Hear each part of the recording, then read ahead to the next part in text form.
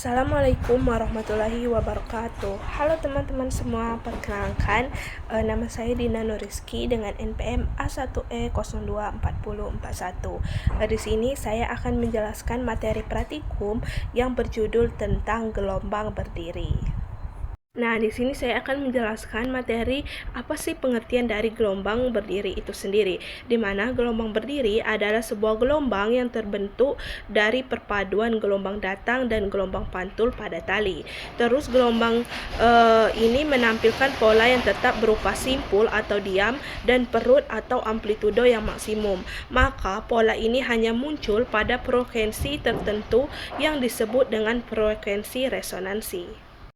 Nah, selanjutnya ada manfaat gelombang berdiri pada tali, di mana bermanfaat sebagai untuk menjelaskan fenomena resonansi pada alat musik seperti gitar, biola, dan bass.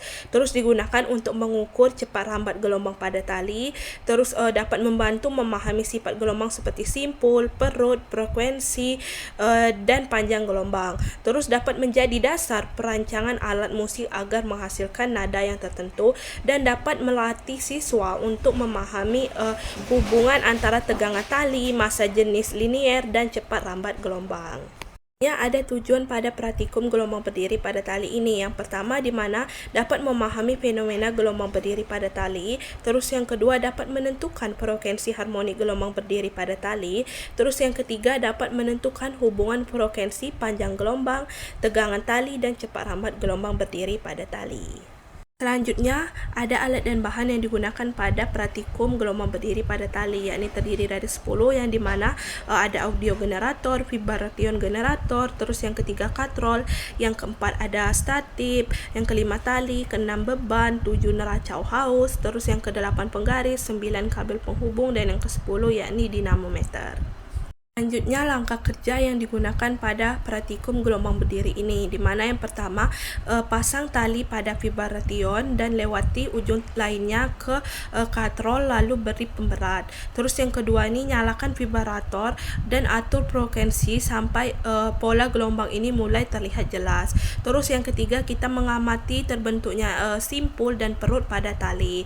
Terus yang keempat, yakni hitung jumlah simpul atau perut untuk menentukan mode gelombang tersebut. Terus yang kelima, ukur panjang tali untuk mengetahui panjang gelombang. Terus yang keenam, yakni catat frekuensi pada setiap pola gelombang yang terbentuk. Terus yang ketujuh, yakni hitung cepat lambat gelombang dengan menggunakan rumus yang telah diberikan atau yang telah ada di buku praktikum tersebut. Terus yang terakhir, yakni ulangi semua percobaan dengan frekuensi yang berbeda.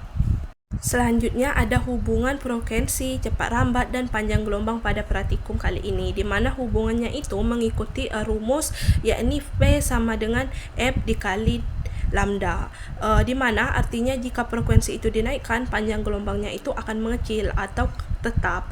Terus jika panjang gelombang itu besar, maka frekuensinya menjadi kecil. Terus cepat lambat gelombang itu hanya bergantung pada sifat tali dan bukan bergantung pada frekuensi tersebut.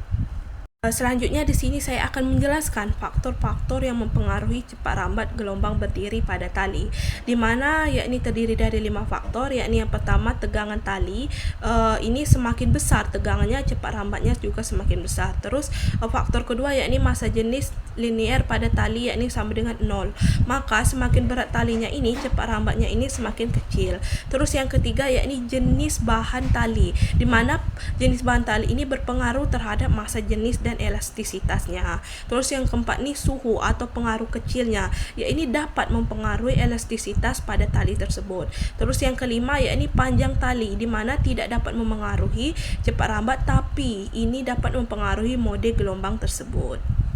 Nah, selanjutnya materi yang terakhir nih, yakni ada kesimpulan pada praktikum gelombang berdiri pada tali ini, di mana dari pengamatan gelombang berdiri ini terbentuk saat gelombang datang dan gelombang pantul yang berinterferensi, di mana hubungan ini antara frekuensi, panjang gelombang, dan cepat lambat yang sesuai untuk mengikuti rumus yang telah diberikan pada praktikum tersebut.